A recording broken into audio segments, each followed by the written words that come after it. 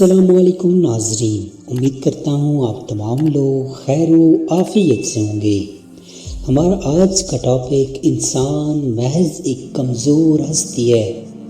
حضرت ذوالنورین مصری نے 30 برس تک مسلسل لوگوں کو دعوت حق دی۔ اس دوران آپ کو صرف ایک ہی کام کا آدمی ملا۔ وہ کام کا آدمی ایک شہزادہ تھا جو بڑی شان و شوکت کے ساتھ آپ کی مسجد کے نزدیک سے گزرا۔ آپ اس وقت فرما رہے تھے کہ کمزور آدمی سے بڑھ کر کوئی احمق نہیں ہے جو ایک صاحب قوت کے ساتھ لڑتا ہے۔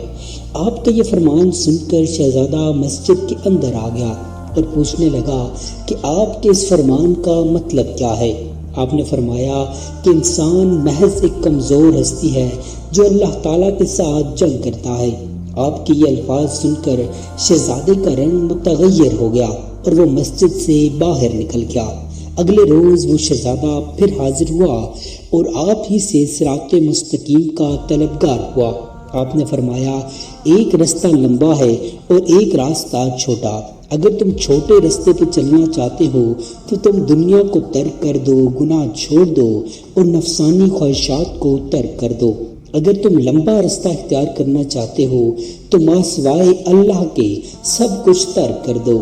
شہزادے نے کہا کہ میں لمبا راستہ اختیار کرنا چاہتا ہوں۔ پھر وہ شہزادہ دوسرے دن پشمینہ پہن کر آپ کی خدمت میں حاضر ہو گیا اور ریاضت و عبادت سے مقام ابدال پر فائز ہوا۔